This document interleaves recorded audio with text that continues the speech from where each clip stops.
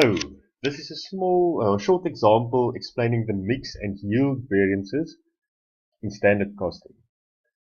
So let's just quickly go over the information. You'll see the actual units produced, 500 units. The standard cost of one unit is made up of, so we're only looking at raw material A and B. So raw material A, the standard quantity, is 2 kilograms, and raw material B, 3 kilograms. And then the standard price per kilogram, 10 Rand for A and 4 Rand for B. And then this column D is our standard cost per unit. So for A, it's the 2 kilograms times 10 Rand per kilogram, so 20 Rand per unit. Material B is 3 kilograms per unit times 4 Rand per kilogram, so 12 Rand per unit. And here we have our actual figures. Raw material A, 900 kilograms, so we assume purchased and used. And the raw material B, 1,800 kilograms. There's the Rand value, the actual cost. So first of all, we're going to calculate the price and quantity variance. And then we'll zoom into the quantity variance to calculate the mix and yield and explain what it's about. So here we have our table. So in the flexible budget column, for raw material A, we've got 500 units times 20 Rand per unit, which equates to the 10,000 Rand. So that's how much we should have used, or should have spent on raw material A, producing 500 units. Raw material B, it's 500 units produced, times the 12 Rand per unit. So 6,000 Rand for raw material B is what we should have used to produce 500 units. In the actual column, just write down the actuals that was given in this case. You don't worry too much about the price variance for now. And then the middle column is the actual quantity of input at the standard price per kilogram. So for raw material A, it would be the actual quantity, 900 kilograms, at the standard price of 10 Rand per kilogram, so that's 9,000 Rand, resulting in a zero price variance. It makes sense because if you look carefully, 9,000 divided by 900 is 10, and that's the same as the standard, so the actual price and the standard price is the same, so zero price variance. And that's the same for raw material B, the actual quantity of input, 1,800 kilograms, multiplied by 4 Rand per kilogram standard price, so that's 7,200 Rand, and again no price variance, because the actual price was 4 Rand and the standard price was 4 Rand. We're interested in the quantity variance. So we can now simply deduct the middle column from the flexible budget to get a quantity variance for raw material A, which is 1,000 Rand, and it's favorable because we used less than what we should have used. And then raw material B is unfavorable, 1,200, because we used more than what we should have used. Then if we total the quantity variances for raw material A and B, we'll get a 200 Rand negative or unfavorable quantity variance or usage variance. Okay, so next we want to calculate the mix and yield variance. How do you know you should calculate? Well, either the question will ask you to calculate the mix and yield variance for two raw materials or for two types of labor, or the question might simply state calculate all the variances in as much detail as possible. And then some of the raw materials are interchangeable. So you're looking for interchangeable raw materials that either are measured in the same units, like in this case both raw material A and B are measured in kilograms, or if it's the same type of product like plastic or wood or some liquid that can be interchanged to some extent. So you really have to use some judgment there. Or if you're lucky, they just ask you to calculate the mix and yield variance. Or if you look at the mark allocation, maybe there's more marks allocated than just simply calculating the quantity variance. But what's very important is to see that the mix and yield variance is basically a split of this total quantity variance of 200 that's unfavorable. So if I highlight this part here, we're going to zoom into that and then split the quantity variance in the middle to get a yield variance on the one side and a mixed variance on the other side. Okay, furthermore, to understand why there would be a mix and yield variance, you have to ask yourself, why would anyone ever want to change the standard proportions in which materials are added? So in this case, every 1 unit requires 2 kilograms of A and 3 kilograms of B. So why would anyone want to change that if that is the standard, if that is the target makeup of a product? If you look at the price, material A is a lot more expensive than material B. So maybe, in order to save costs, we want to use more of material B, the cheaper one, and then less of material A. So we substitute the one with the other one. Or we might say, let's put more of the expensive one in instead of the cheap one, and hopefully the product then needs less overall of materials. So let's see what happened here.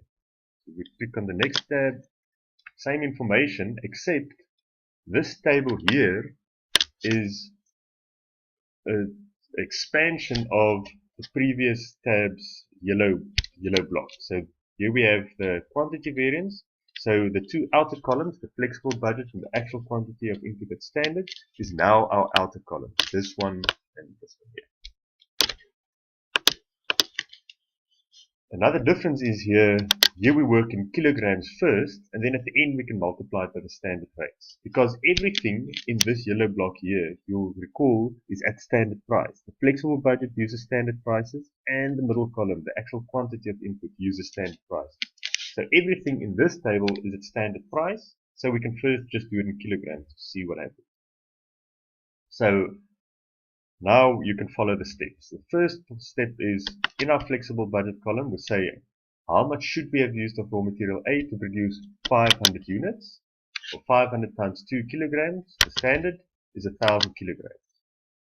Then raw material B, 500 units actually produced times 3 rand per kilogram is 1,500 kilograms. So this is how much we should have used to produce 500 units. Then we jump right to the end, the actual quantity. So how much did we use? We used 900 of material A and 1,800 of material B. That was given. Next, we total the actual column. So we say how much in total of raw material A and B did we use to make 500 units. That's 2,700. Then the next step is we carry that over to the middle. The middle column is the actual quantity used, but at the standard mix. So the actual quantity used, you pick up from the actual column, and then you restate it upwards in the actual mix. So how much of the 2,700 kilograms actually used should have been A and should have been B. So if we look at the ratio, the standard mix, 1 unit uses 2 kilograms of A and 3 kilograms of B. So the mix is 2 to 3. So I'll put it down here. So a ratio of 2 to 3, or you can look at it as 40%, 60%. 40% A, 60% B. So if the actual was 2,700, 40% should have been material A, and 60% should have been material B. So that 1,080 is the 2,700 multiplied by 2 divided by 5, or just multiplied by 40%. And then material B is the 2,700 multiplied by 60%. And then it's simply a case of deducting like we do for standard in this table method.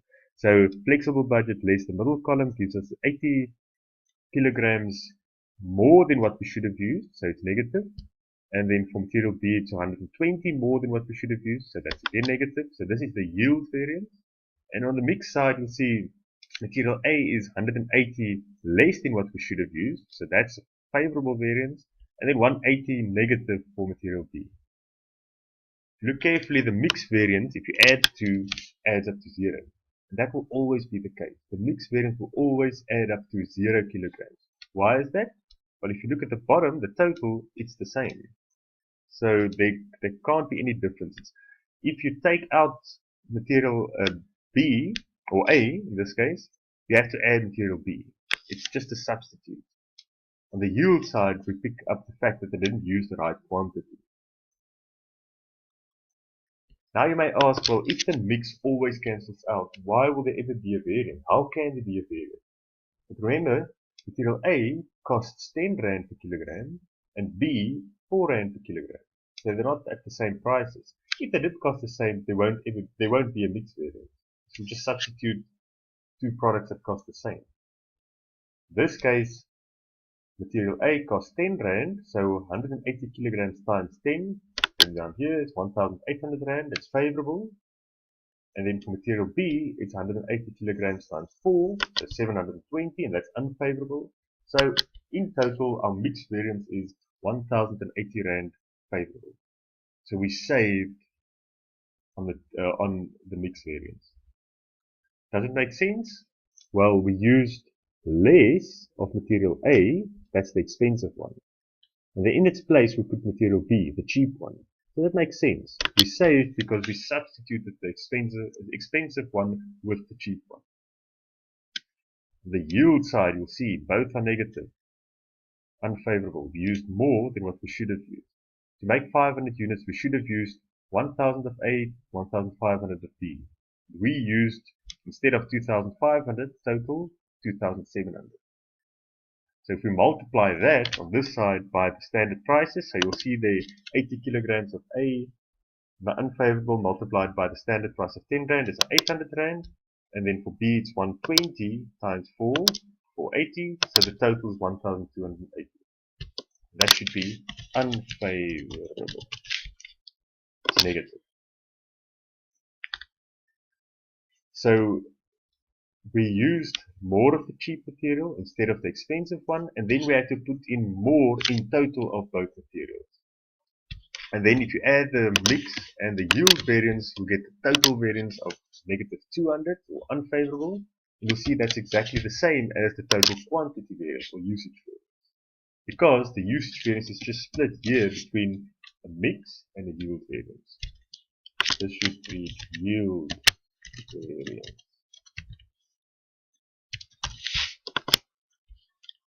So now for the discussion, how do we discuss this? Well, in this case, it looks like they tried to save some money by using more of the cheap material instead of the expensive one, but that caused them to use more overall of materials to make up for the lower quality maybe of material B.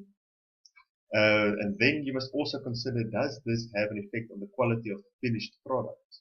So how do you check for that? If you look at the sales price, maybe they had to sell it for a lower price. That would support your argument that the quality dropped. Or maybe they couldn't sell the budgeted amount of units. So if they sold less than what they budgeted to sell at the same price, that could also indicate that a lower quality product resulted from this change in the mix. So always think carefully of what numbers or what numbers did you use in order to get to the variance, and that might help you to discuss the variance. But you have to understand it very carefully. Otherwise, it's going to look like you guessed. Okay, I hope that explained the mix and yield variance. If there's any questions, leave a comment below.